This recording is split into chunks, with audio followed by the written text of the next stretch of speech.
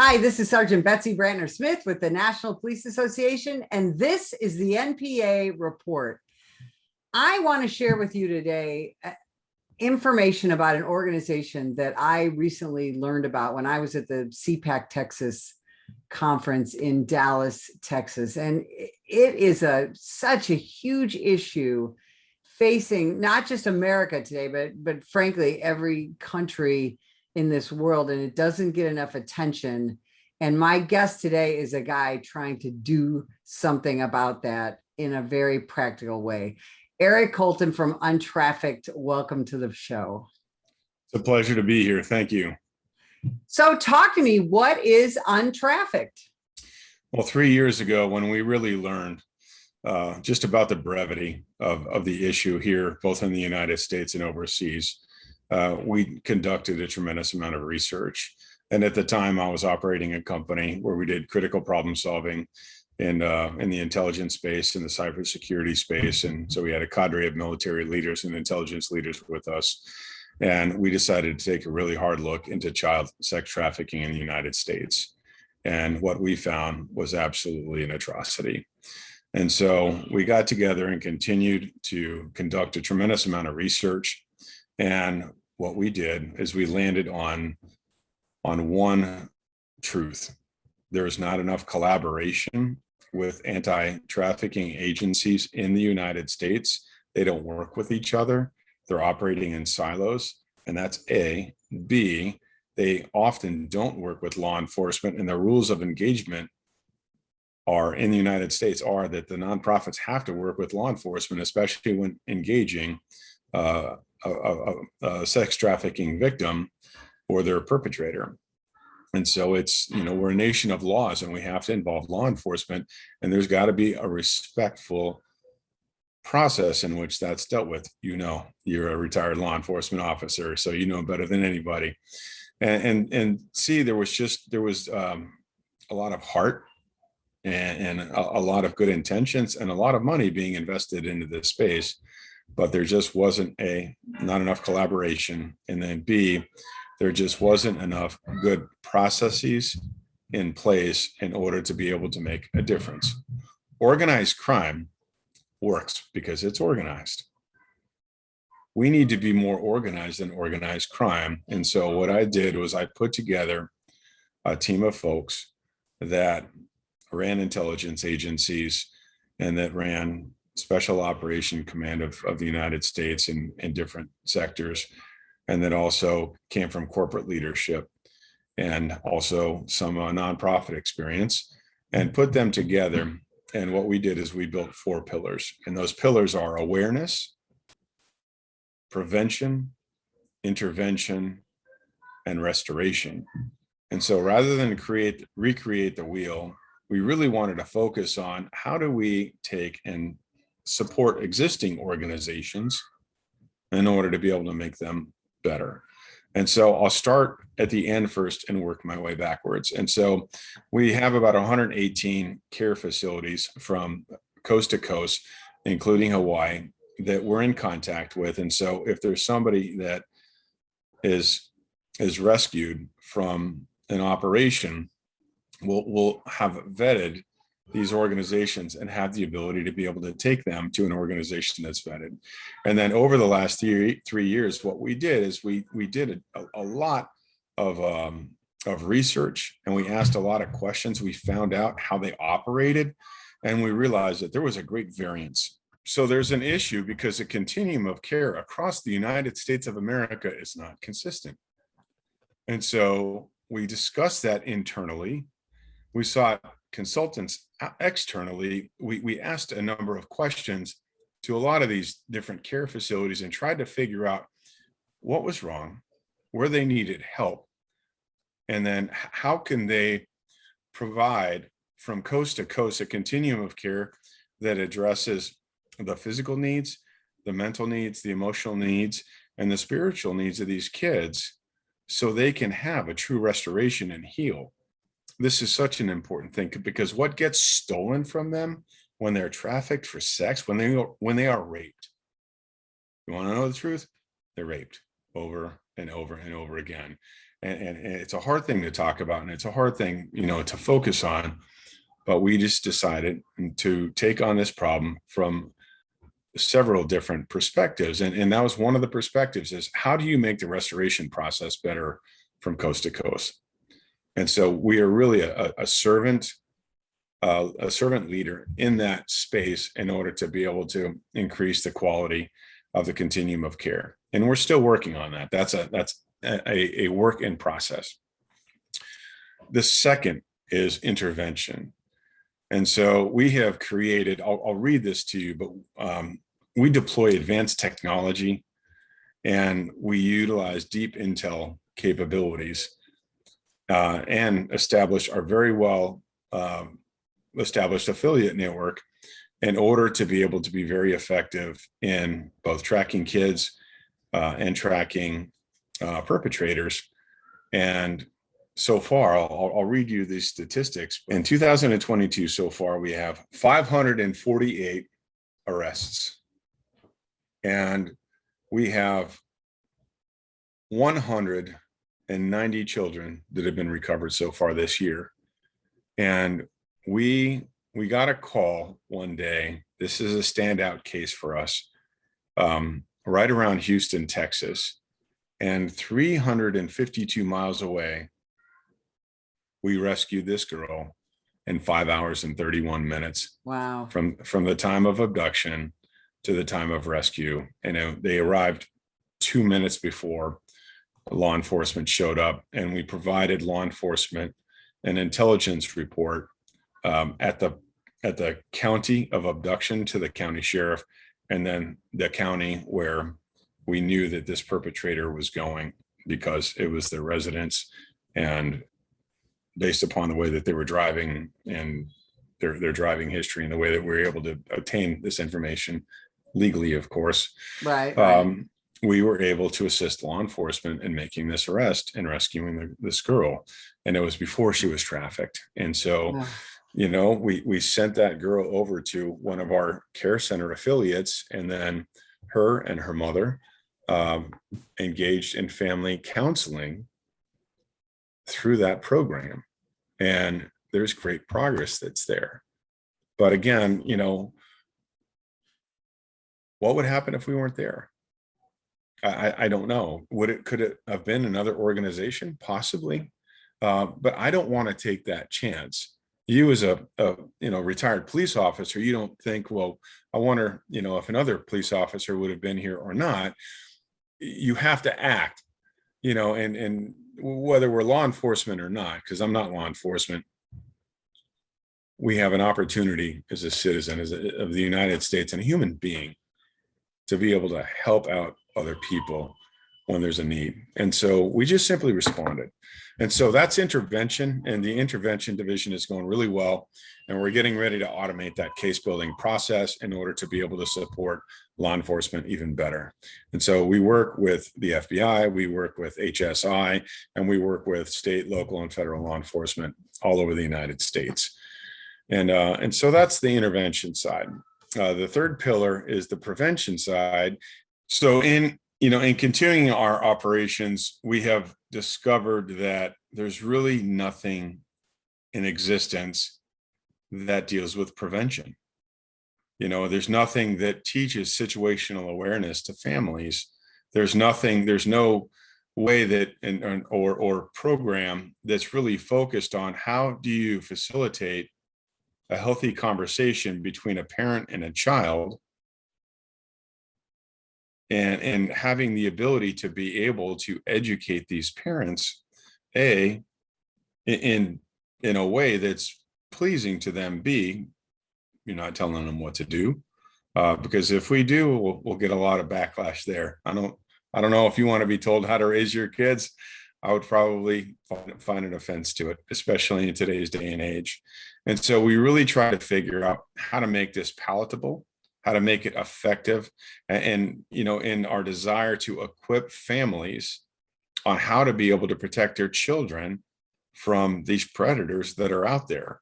And let me ask you something, Eric, because I think most parents who are watching this or take a look at your website say, wow, that's not me. That's not my family. That's not my kids. This doesn't happen in my neighborhood, my town, my state.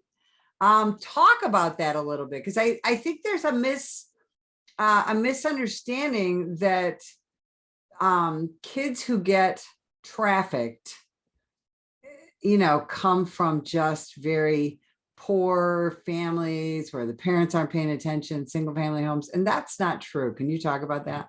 Sure.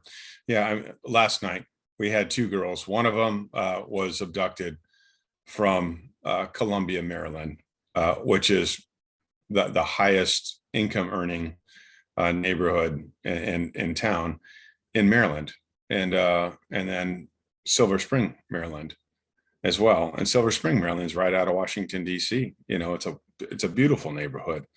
And so this happens all over the place. Those that are in desire of having sex with teens and children, they don't care how much money your parents make. They have a desire, and sometimes a very specific desire. Sometimes they want a 13-year-old girl with blonde hair and blue eyes, and sometimes they want an 8-year-old boy with brown hair and brown eyes. They sometimes have these specific desires.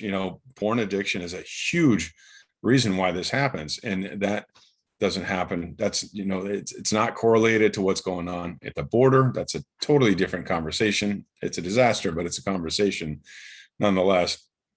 But it happens everywhere. And there are people who have sexual addictions everywhere. And there are people who have perverted sexual addictions all over the place. And so, again, if we're trying to stop every single predator that's out there, it's literally playing whack-a-mole. And the police, they don't have the resources and the bandwidth.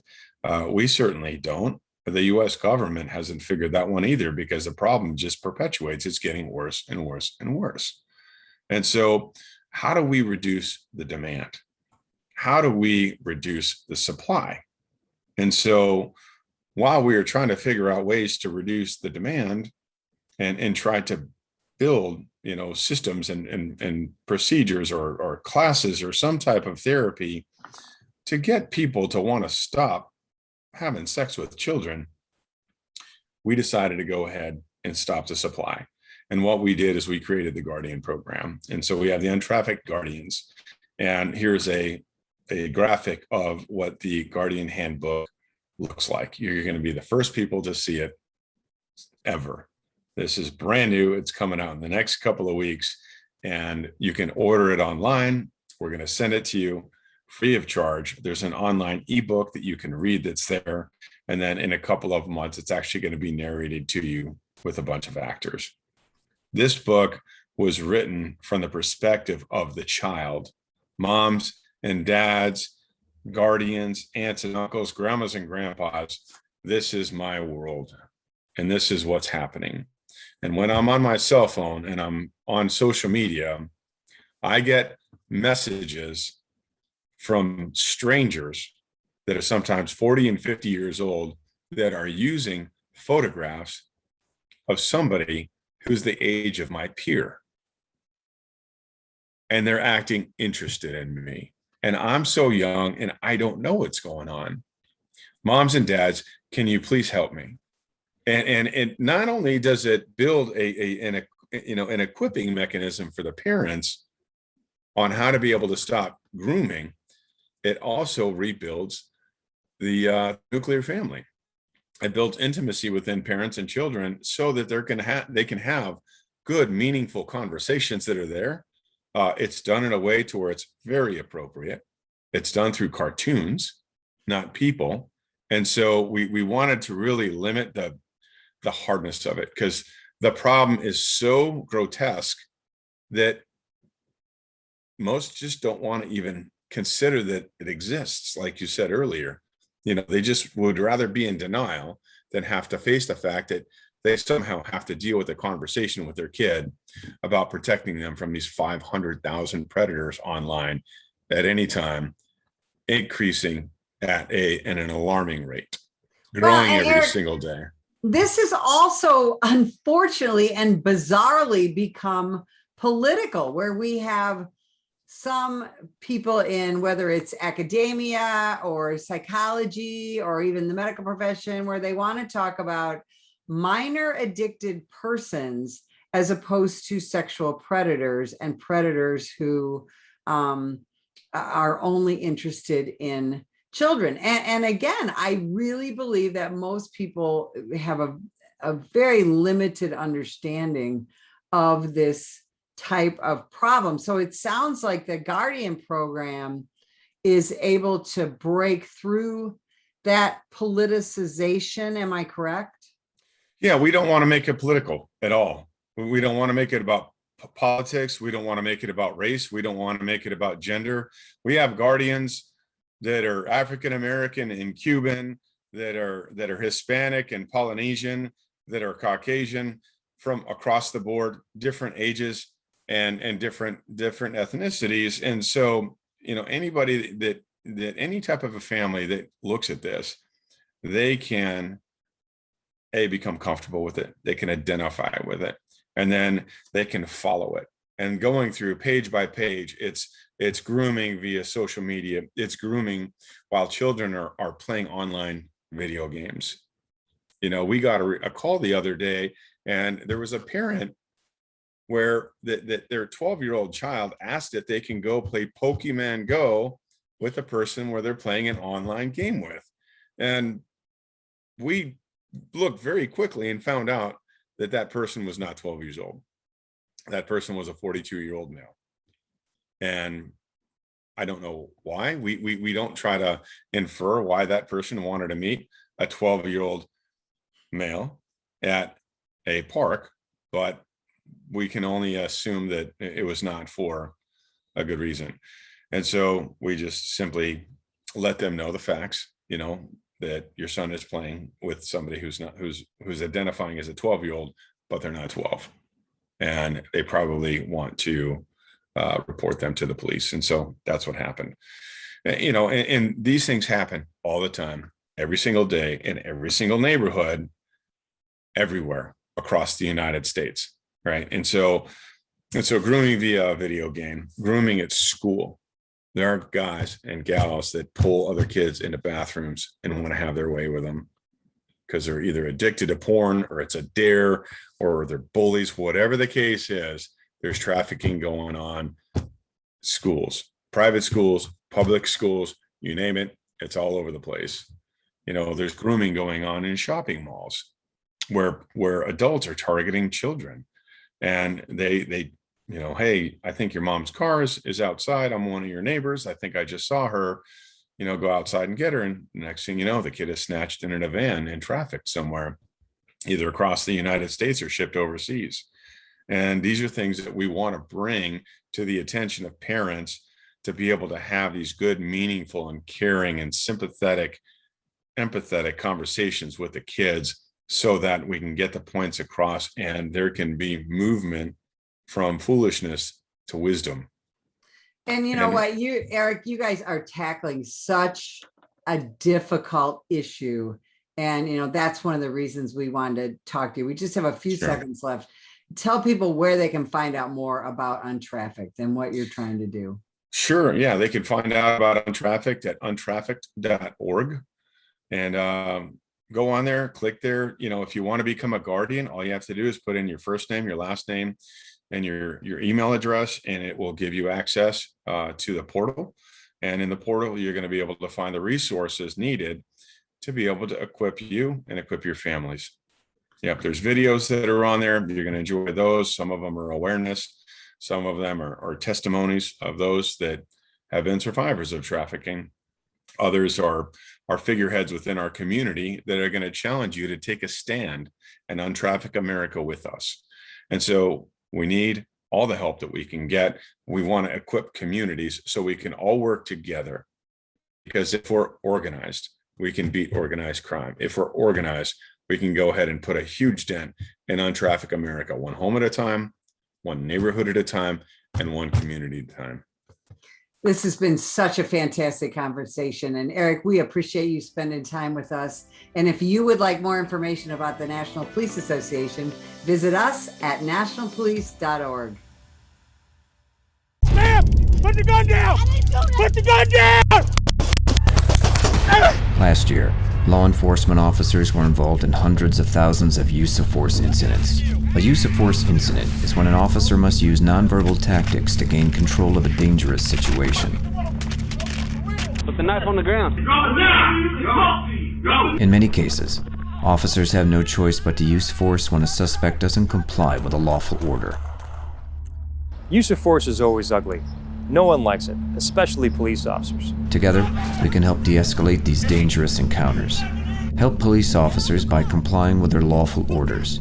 Don't attack, attempt to disarm, or flee from an officer. Use of force is an officer's last option.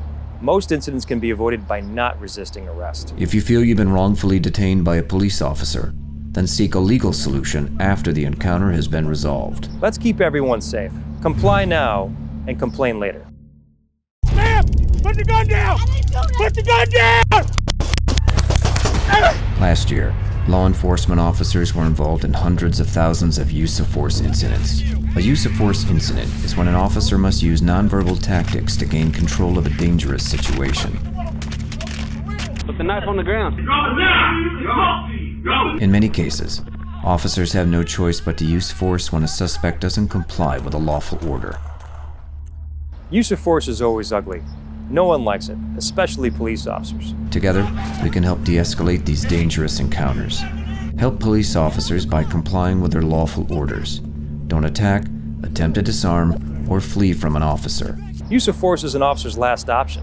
Most incidents can be avoided by not resisting arrest. If you feel you've been wrongfully detained by a police officer, then seek a legal solution after the encounter has been resolved. Let's keep everyone safe. Comply now and complain later. Ma'am, put the gun down! Put the gun down! Last year, law enforcement officers were involved in hundreds of thousands of use of force incidents. A use of force incident is when an officer must use nonverbal tactics to gain control of a dangerous situation. Put the knife on the ground. In many cases, officers have no choice but to use force when a suspect doesn't comply with a lawful order. Use of force is always ugly. No one likes it, especially police officers. Together, we can help de-escalate these dangerous encounters. Help police officers by complying with their lawful orders. Don't attack, attempt to disarm, or flee from an officer. Use of force is an officer's last option. Most incidents can be avoided by not resisting arrest. If you feel you've been wrongfully detained by a police officer, then seek a legal solution after the encounter has been resolved. Let's keep everyone safe. Comply now and complain later.